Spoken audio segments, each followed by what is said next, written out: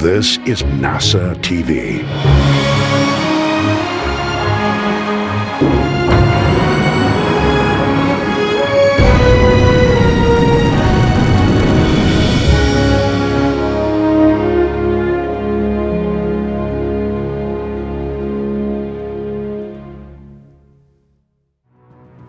And you're looking live at the Crew Dragon spacecraft on top of a Falcon 9 rocket set to launch 4 astronauts to the International Space Station in a little less than 4 hours. But right now, they're live inside the room right here. Crew 4 astronauts getting their spacesuits on. And this is a live look inside that suit-up room where the crew of 3 Americans and 1 European astronaut are completing their checkouts of their spacesuits. Welcome, everybody, to the Kennedy Space Center in Florida for live coverage of NASA and SpaceX's launch of Crew 4. I'm Daryl Nail, and I'm with Megan MacArthur, astronaut from Crew 2. You were the pilot in that mission, so it's great that you have that experience and that you're here to share it with us because you know this mission well, but you also flew the space shuttle. Absolutely. It's always exciting to be at Kennedy Space Center on a launch day. I'm super excited to see my friends getting ready to fly. They all have big smiles on their faces, and it's going to be a great time watching them get ready tonight. Absolutely, and it all started when they woke up today at 8:37 p.m. yesterday, because we just rolled over midnight into Wednesday, but it was Tuesday just a few hours ago, and that gets everything rolling. That's right. It's we think of the day as starting sort of at launch time, but in fact they've been up for many hours going through some weather briefings, some last minute checks, and as we see them right now going through the suit checkout. And this is the suit up room, a historic room inside the Operations and Checkout building, the Neil Armstrong Operations and Checkout building at the Kennedy Space Center, where astronauts have been getting ready for launch, going all the way back to Apollo 7, and then in this building, back to Gemini 3. It's a great feeling when you walk into the room and you recognize the history that's taken place in that room. Visually, it does look different than when we use the room for shuttle. Not tremendously different because the purpose is still the same. You're still getting into your spacesuit, making sure everything fits where it's supposed to, making sure the suit has its pressure integrity checked, and that's what they're going through right now. So this is really kind of the beginning of that buildup of excitement that's going to continue for them throughout the night. Absolutely, and each one of the Crew 4 astronauts is in a seat that is molded exactly as it is in the spacecraft, right? That's right. So the cushioning that you see can be changed out based on the size of each individual astronaut, and the idea is that that seat is going to cradle you through the various dynamic phases of flight. So you want it to fit you pretty well. And you can see the SpaceX suit techs there with them, monitoring both on laptops, but then also interacting with the astronauts. Can you believe it, Megan, that you were in that room just about 1 year ago? It's hard to believe. In some sense, it feels like it was yesterday, but in other ways, it feels like it was a lifetime ago. Yeah. But watching them go through this now definitely brings back all of those memories and those feelings from being in that room and having that excitement build.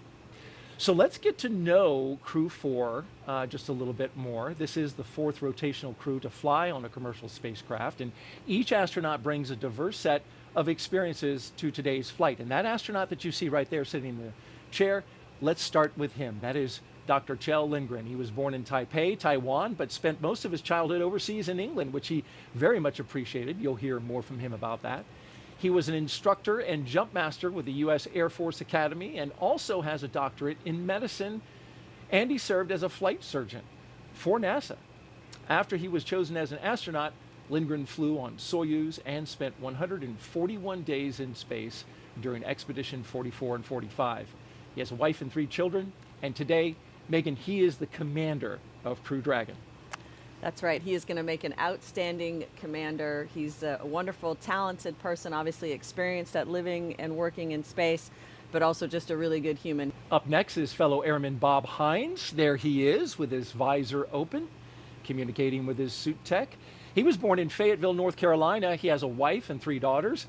He has a Master of Science in Aerospace Engineering and served 21 years in the U.S. Air Force as a test pilot. He was also a fighter pilot. He flew the F-15E. He came to NASA as a research pilot, where he flew science missions in our WB-57. Today, he's going into space for the very first time as the pilot for NASA SpaceX's Crew 4. Megan, you were the pilot for Crew 2. It's a position you know well. That's right. It's an extremely important role, Daryl, as I'm sure you know. Of course, because you did it.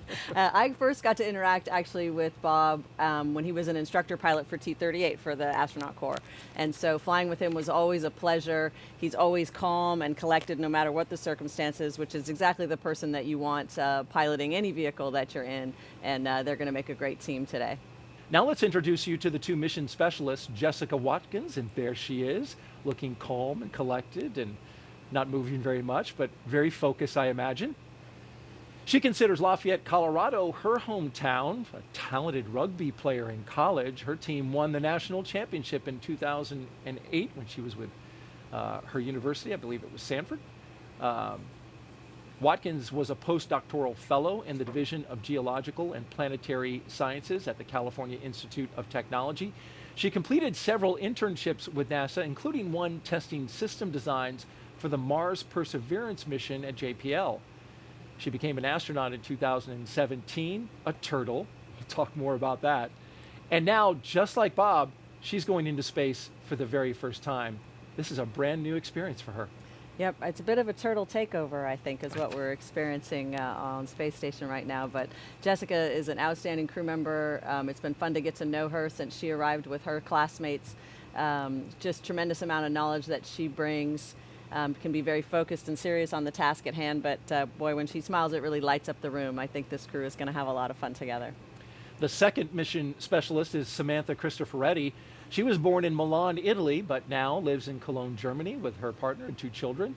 In 2006, she earned her fighter pilot wings and flew the AMX attack fighter at a base in Italy. In 2013, Cristoforetti launched into space aboard a Soyuz for a long-duration space flight to the International Space Station, so she has quite a bit of experience aboard station. Several years later, she was awarded the Knight Grand Cross of the Order of Merit from the President of Italy. And today, she returns to space and the space station with Crew 4. Another very impressive resume, but also just a great person to be around. So they're going to really work well together. They've gotten to spend several months together training and getting to know one another. And I think this mix of experience and skills is going to blend really well and make for a successful crew. So now let's check in with our team monitoring preparations for launch at SpaceX headquarters in Hawthorne, California. We're going to NASA's Dan Hewitt and SpaceX's Jesse Anderson. Take it away. Hey, thanks, Daryl, and hi, everybody. Good evening. I'm Dan Hewitt. Thrilled to be back here at Hawthorne for another crew launch. Yeah, and I'm Jesse Anderson, a production engineering manager here at SpaceX, and per usual, super excited about Crew 4 today. Welcome to Mission Control in Hawthorne.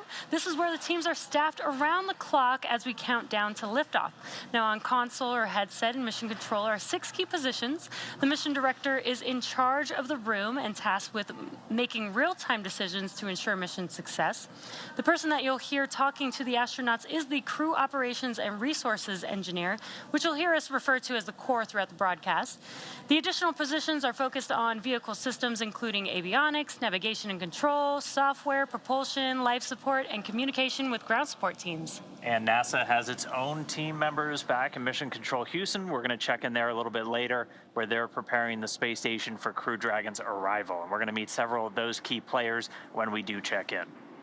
Now, today's ride to the space station will take about 22 hours with Dragon flying autonomously the entire way. And just like autopilot on a commercial aircraft, the crew always has the ability to take manual control of the spacecraft if needed. Now, at T-minus 3 hours and 39 minutes until liftoff, let's go to Andy Tran for an update on the launch countdown. How's it going so far, Andy? Things are going good, Jesse. We are coming up on T-minus 3 hours and 30 minutes, and things are going well for launch. At T-minus 4 hours, there was a briefing by the SpaceX launch director, and good news, there's really nothing significant to report on the rocket. Everything is looking really good for tonight. Earlier in the night, the team began clearing the hazard area and buildings around Pad 39A, known as the Blast Danger Area, or BDA. The only people remaining on the pad are the ones needed for ingress of the astronauts, and crew arrival is expected to happen in about an hour. As we look live here at one of the Teslas and members of the media and family members gathering, you can see in the left-hand side, Administrator Bill Nelson, NASA's administrator, former Florida Senator, here in the state of Florida. And next to him is Bob Cabana, the former director of the Kennedy Space Center and current associate administrator, working out of headquarters now, helping Administrator Nelson lead the agency. See Kelvin Manning as well to his right. And here comes Crew 4 down the hallway. All right. On the left, Bob Hines. On the right, Jell Lindgren, giving a good wave. With those smiles. Great smiles. Jessica Watkins and Samantha Cristoforetti. And there in the elevator they go. Look at all those signatures, Megan. You can see them on the wall. Folks who have supported this program. Yes, I remember that when we got into the elevator, and it's such a good feeling. We don't often get to interact with the thousands and thousands of people that make it possible, and it's so nice to see that just tangible evidence that they're thinking of us, and it reminds us, of course, we all are always thinking of them too, but it's a nice reminder of how large and how dedicated this team is. And now we look at the doors for Crew 4, awaiting their moment with their families before they go out to Launch Pad 39A, a historic pad here where their rocket awaits them, as well as their spacecraft, the Crew Dragon Freedom. And the gull wing doors of the Teslas now opening. There they are. There they are. Countdown 1. All right, The astronauts of Crew 4 getting ready to go to space, taking their first steps outside from left to right. Jessica Watkins, Bob Hines, Jell Lindgren, and Samantha Cristoforetti. Oh, what do we got here? 1, 2, 3, 4! Nice. And a cheer before they go off to space.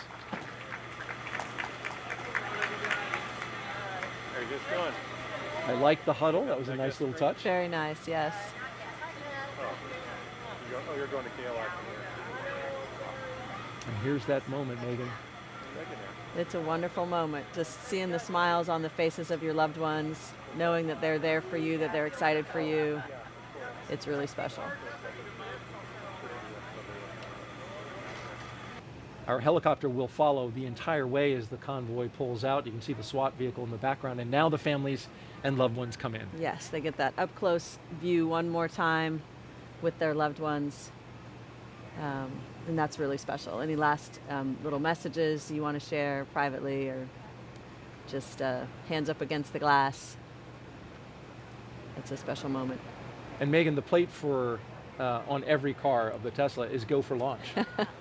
As we can see, the custom plate. This has become a tradition. Yeah, I like to it. do on the ride out to the launch pad. It's a nice touch. And there goes our convoy rolling out to the launch pad. The last 10 miles, a 20-minute drive. They won't see much in the dark, but this is the way to space. Yes. This is a nice relaxation moment. You've just gone through a happy scene, hopefully, but an emotional scene nonetheless. And this is a little bit of a time to kind of lean back in your chair a little bit. For me, it was blaring some favorite songs. And at nighttime, that was fun just because of the darkness and then the different lights that you see. It was kind of a neat visual experience. But it's just a time for a little bit of relaxation before the next phase of the journey. They have arrived.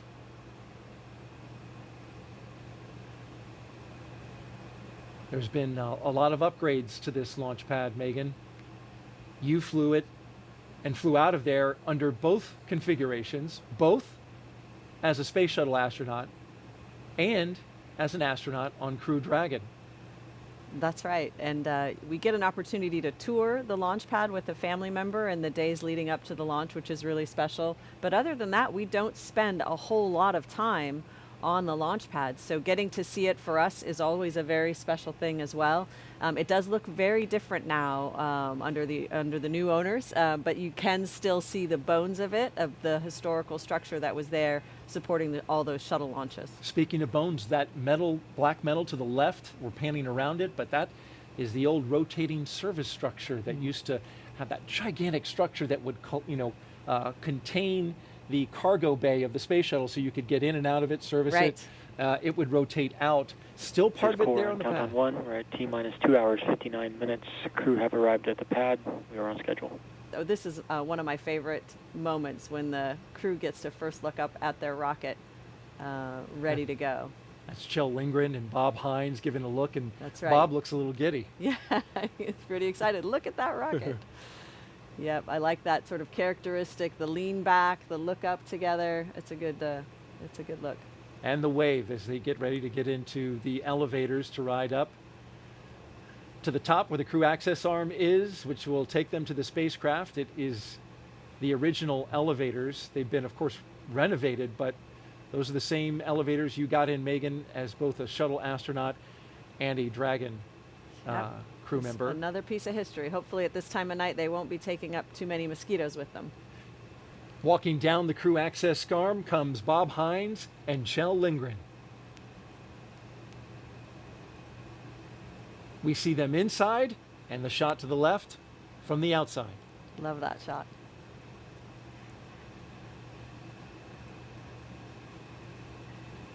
The closeout team not far behind. And here come Jessica and Samantha. They'll Big walk down the smiles. crew access arm with broad smiles. Well, Samantha is saying something, not sure what she's saying, but she is smiling, I think they could about smile their way into space. just on the energy alone. That's right.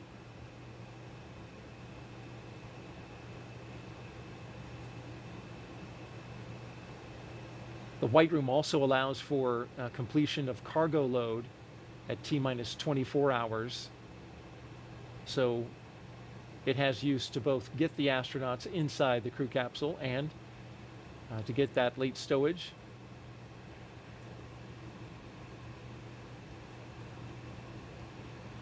This is part of the countdown that we call ingress, a milestone that we have reached at inside the 2-hour and 42-minute mark. Simply means that the astronauts are getting inside Crew Dragon. The closeout team surrounds them and is preparing them to go inside. They have covers on their boots that make sure everything is kept clean upon entering the capsule. Samantha flashing us the Crew 4. And so each of the crew members, they're doing the signing. They're also getting what's known as a FOD check, a foreign object debris check, just making sure that they're not bringing any dust, debris, particles, things like that in that could interfere with the umbilicals or any of the different systems, because anything that goes in that capsule is going to space for the next 6 months. Yeah, really exciting to see Jessica Watkins and Samantha Cristoforetti signing their names. And they do have this in the procedure to have the Sharpie ready for them so that they can do this signing before they ingress the Dragon vehicle. Looks like now they both have signed their signatures, and next steps is to start ingressing the Dragon capsule. Yep, we've got Kjell and Bob in already, and when we get a look in through the hatch, the seats are numbered 1 through 4, so when you're looking in from the hatch, it goes from right to left. So that seat all the way on the right will be seat 1, and that's where Samantha Cristoforetti is bound. Just to the left of that is seat number 2. That's the commander's seat, and Kjell Lindgren already seated there. Next to that, the pilot's seat, seat number 3, where Bob Hines is going to be riding uphill, and then Jessica Watkins will be in seat 4 all the way on the left. And these seats have a connection point to the suits. They've got an umbilical, basically a hose almost, that plugs into the leg of the suits, and that provides a couple of really critical functions for the suit. It gives them a hardline connection to communications through the Dragon spacecraft. It also provides the capability to flow just conditioned cabin air to help them stay cool. Performing a similar function to that blue box we saw them carrying earlier. But then one of the really critical ones that all of the different umbilical points can provide is pressurized nitrox, and that's to If these suits need to be pressurized for any reason, we can flow that in. If they're in a depressurized cabin, if there's issue with the atmosphere or anything like that, that suit can provide a pressurized, safe environment for the crew members. And you can see on your right-hand screen that all 4 of the crew members are now sitting in their seats. You can see the suit techs there helping them get strapped in or harnessed into each of their seats, and their umbilicals attached to their suits. And every part of this process is very precise.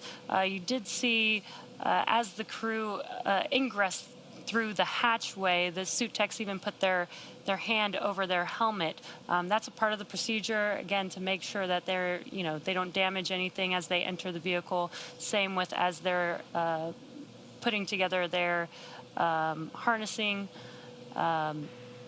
Again, every step of this process is very precise, and we might be able to see it in a minute here, but they do have some tablets and some pads with them where the crew can follow along with every procedure, every step of the way. Well, thank you for those social media questions. Keep them coming.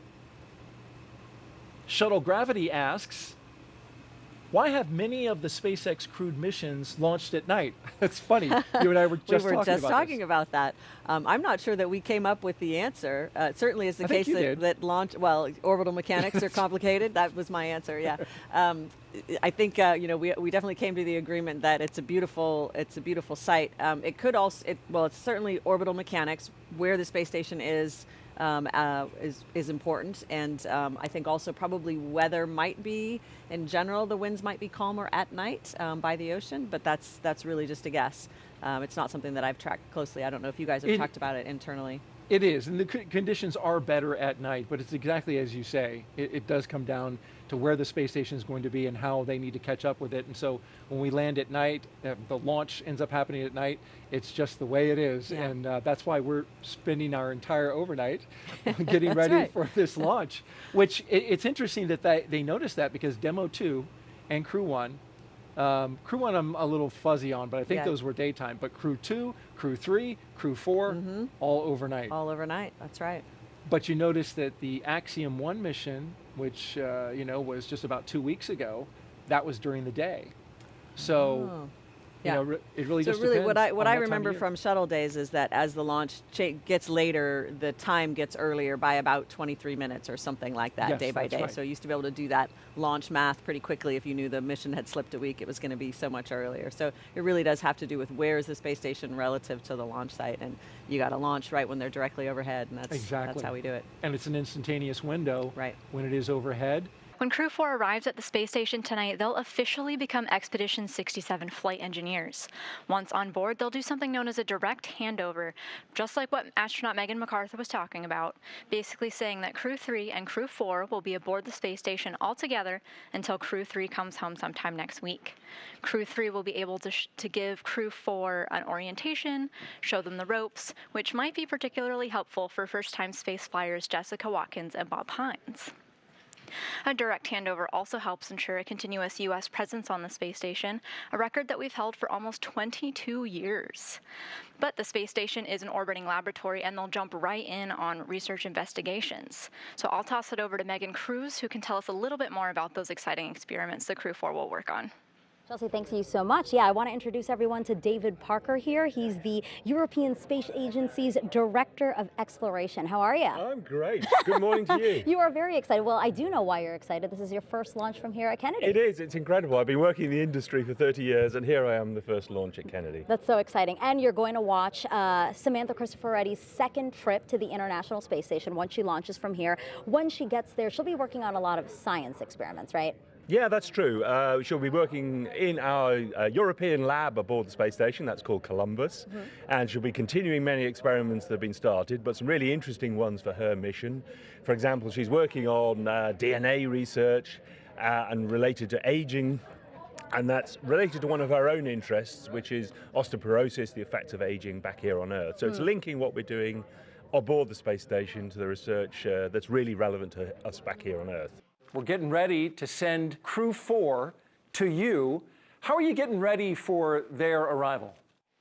Well, it's funny you asked, because actually just yesterday we caught the visiting vehicle Cygnus, the SS Pierce Sellers, and brought it on board the space station. And on board that space vehicle is a whole bunch of supplies for Crew 4. So yesterday evening and today we've actually been unpacking it, and part of the supplies that it's brought up are food, clothes, and other items for Crew 4. So we've been starting to distribute those around the station, pre-position them for them, and then when it gets closer in time to them showing up, we'll actually start to unpack those bags and set up their crew quarters for them. That's right. Phil McAllister, thank you so much for being here today. Thank you. So talk to me about this being the 4th crew rotational flight to the International Space Station. What kind of milestone does this represent? Well, it represents that we've been working on these vehicles for, it was 10 years in development. So now after all that development, we're actually flying, and it's very gratifying. And to have 4 missions within 2 years, it's really kind of amazing, and it's really picked up the pace, and it's just what we were working for. It is T-minus 47 minutes and counting. The SpaceX launch teams are finishing final review of data from checkouts of Falcon 9 over the last hour. The launch director is about to poll the team for readiness, both to load propellant and to launch. And the exciting thing is this is the last poll before we lift off. The 7 SpaceX engineers indicate they are go by electronically voting on the online countdown procedure. The launch director also checks in with Dragon mission director and NASA launch manager to make sure that they are also ready. We are proceeding with the crew arm movement. So that access arm that is adjacent to the vehicle, that's going to start to move to its launch position. Operators in Fire 4 and MCCX, the control will be in a lockdown state until launch escape system is disarmed.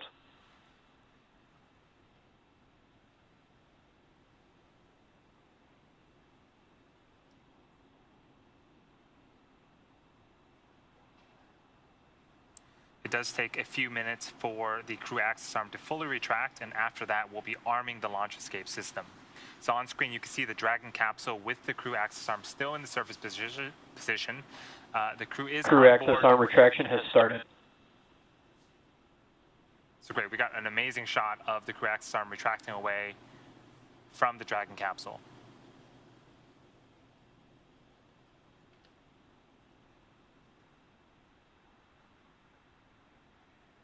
So again, this is going to take a few minutes to fully retract, and then the next major activity is going to be arming that launch escape system of the Dragon vehicle.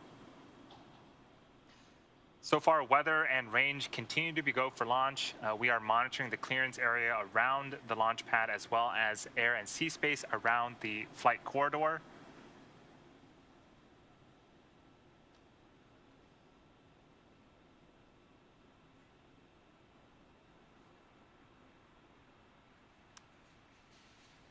Here at Kennedy Space Center, the conditions are predicted to be acceptable for liftoff just about 43 minutes from now. Propellant load has started. There you hear the call out that propellant load has begun. A big milestone.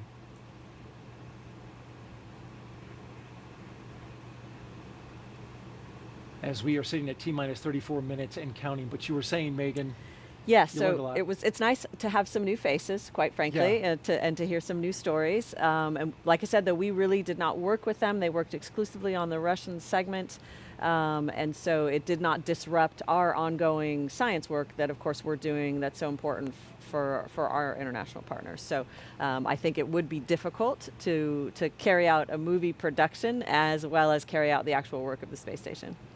just another example of the continued private use of the International Space Station, and I guess you didn't photobomb their shot? I did not, no. I stayed safely behind the camera or in the other room entirely. We are now T-minus 33 minutes, 57 seconds and counting away from the second launch of a Crew Dragon with people on board in 2022. Today will begin the next 6-month rotation mission to the International Space Station. The launch escape system is armed. That happened just before we started loading the propellant onto Falcon 9. The Dragon capsule, though, it was loaded with its propellants about a week and a half ago, just a few miles down the road at a facility SpaceX calls Dragonland. In order to fly, Dragon needs a fuel and an oxidizer. So for the fuel, SpaceX uses monomethyl hydrazine, or MMH, and nitrogen tetroxide, or NTO, for its oxidizer, and together, those propellants feed the Draco engines that maneuver Dragon on orbit. All right, we're coming up on 2 minutes until liftoff. Standing by for stage 2 LOX load being completed.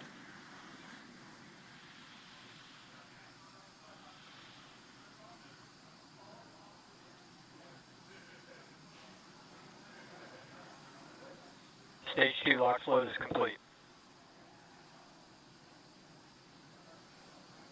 Dragon is in auto idle.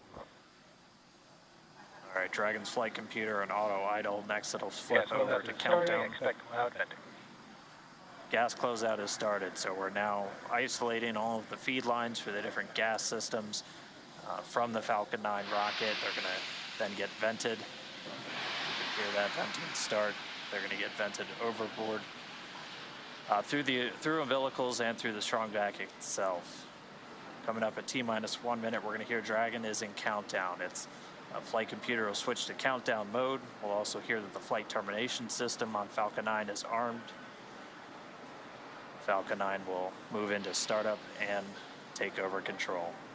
FTS is armed, Falcon 9 is in startup and is now controlling. Dragon is in countdown. Dragon's flight computer in countdown. The FTS, that flight termination system on. Freedom, SpaceX, go for Crew 4 launch. Freedom is go for launch. SpaceX, reports go. Crew, reports T-minus go. 30 seconds. You heard it there. 30 seconds away from liftoff. T-minus 20. T-minus 15 seconds. 10, 9, 8, 7, 6, 5, 4, 3, 2, 1, 0. Ignition. And liftoff. Go Falcon, left freedom range. Fast speed, Crew 4.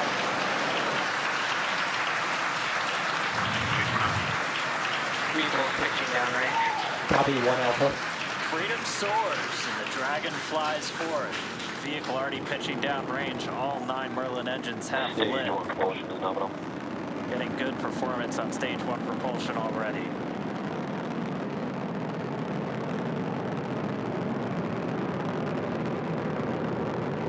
We are T plus 35 seconds into the 4th rotational crew mission on board Dragon and the Falcon 9. The 9 Merlin 1D engines on the first stage are beginning to throttle down. Stage 1 throttle down. In preparation for max Q. This is where the vehicle will experience the highest amount of aerodynamic pressures, so we'll throttle down the engines in preparation for that event. Vehicle is supersonic. All right, so we've passed the speed of sound. We're already Max Q. And there's our call out for max Q. Stage 1 throttle up. So right after max Q, we will begin to throttle those engines up again. Copy 1 Bravo. And 1 Bravo, so we're in the second and final abort mode for the first stage. Continuing to get good performance though. The crew already pulling in excess of 2 Gs. And coming up next is going to be a couple of events in rapid succession. Yep, in about 10 seconds here, we're going to be performing engine chill on the second stage MVAC engine. And then in about a minute, we're going to start off with MECO, also known as main engine cutoff. This is where those 9 engines that you're seeing ignite on, being lit up on screen, those are going to cut off in preparation for stage separation, where the first and second stages will separate from one another, and then the single Merlin vacuum engine on the second stage will ignite and continue to carry our Crew 4 astronauts to orbit. Heard that MVAC chill has started. Stage 1 throttle down. The 9 Merlin engines starting to throttle down. And standing by for MECO.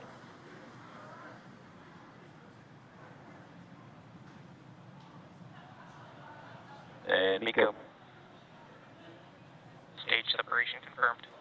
All right. So Miko, stage separations confirmed. Stage 2 Alpha. And ignition. We see that Copy, second 2 Alpha. stage, engine light. We're in 2 Alpha, the second abort mode. The second stage is lit, continuing to carry the Crew 4 astronauts onto orbit.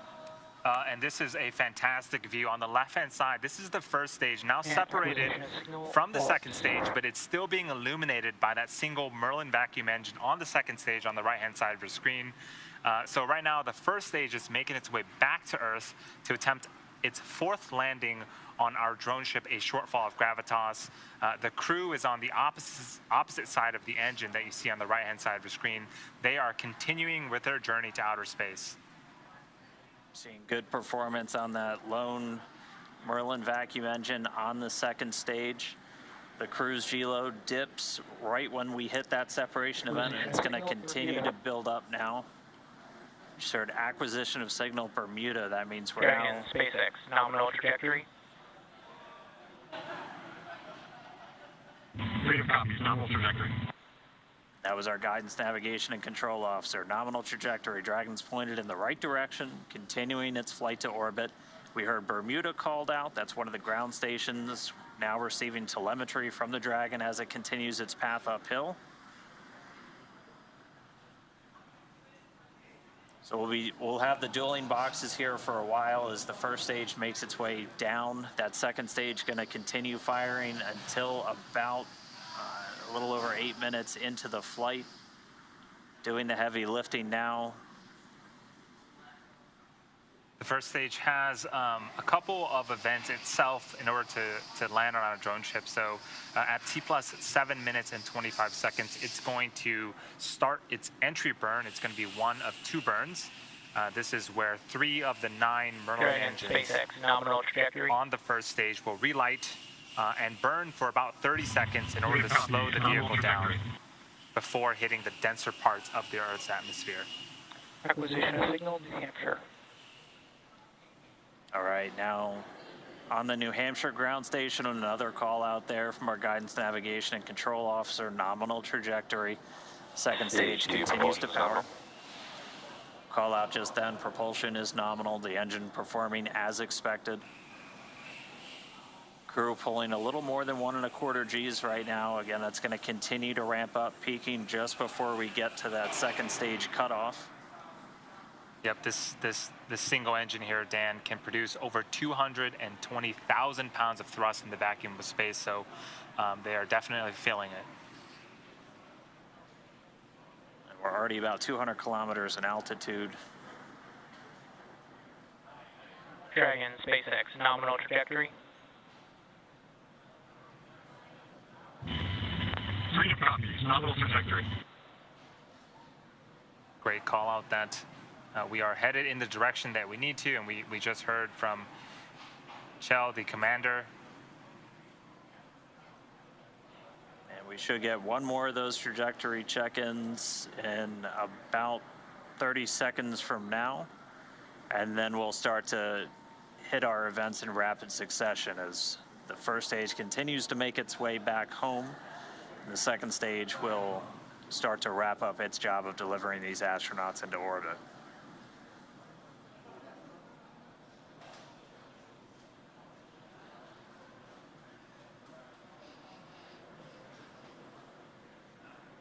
Yeah, we don't see it on screen right now, but the first stage is making its way back to our drone ship in about... Dragon, SpaceX, nominal trajectory. In about 30 seconds here, it's going to start its entry burn. And there was the other call out that you were mentioning, Dan, about the trajectory. Things, again, continuing to look very, very good for the ascent portion.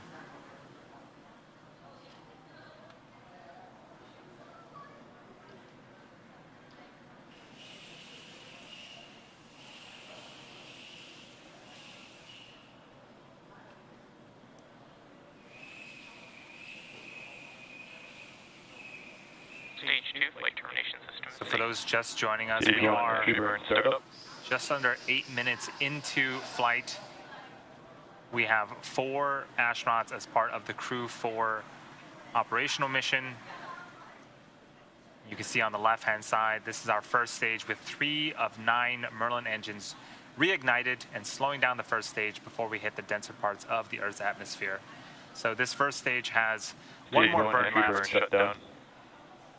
That's going to happen just before the T+9 minute mark, and then we'll attempt landing for the 4th time on a drone ship that's currently parked in the Atlantic Ocean.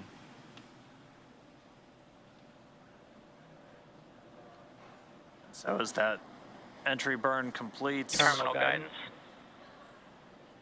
we're in the final stages of the second stage's flight into orbit. We're about to pass through several of the different abort phases, which essentially correspond to areas along the very northeastern seaboard of the U.S. and then across the Atlantic and off the coast of Scotland. But continuing to get call-outs that stage 2 propulsion is nominal.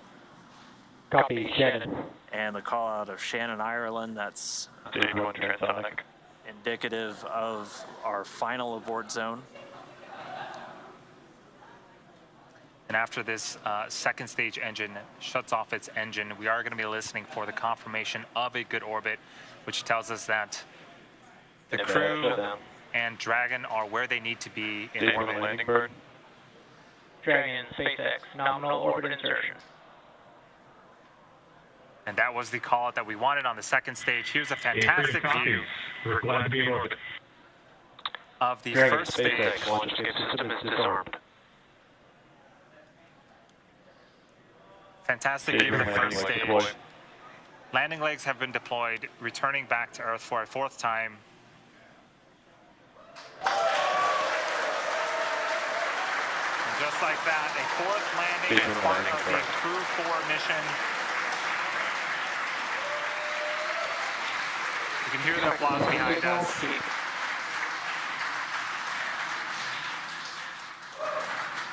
But prior to this, Acquisition signal, Newfoundland.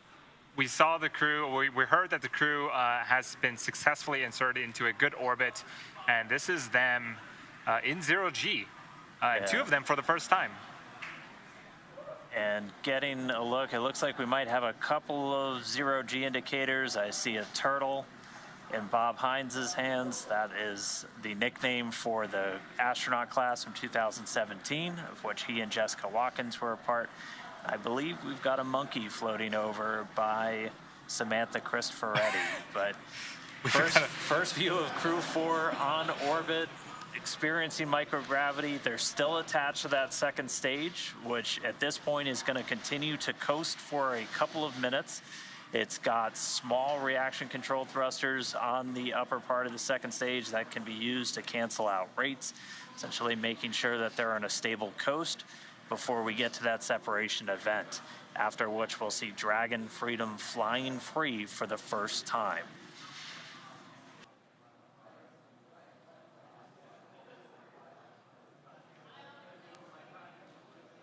So though the crew, as we see them here inside Dragon, they have separated from the second stage, but they still have about a 16-hour journey before making it to the International Space Station and docking tomorrow, or today, later on today. But it is so great to see them flying free in space. They do. And we did get confirmation that that nose cone deploy sequence has started. So again, those 6 hooks that hold the nose cone in place during the launch and ascent portions have to retract, and then the nose cone will be able to start to swing open and deploy, and that will uncover a number of critical systems for Dragon's flight up to the space station, not the least of which... Freedom, LD, I hope you enjoyed your ride. It's been an honor flying with you, Chill, Farmer, Samantha, Jessica. Have a safe journey to the space station. Say hi to Crew 3 for us, and we'll look forward to seeing you when you get home. Indeed, the dream is alive. Now some words from our CE. Dragon, CE, privilege having you fly with us. Good mission. We'll see you later.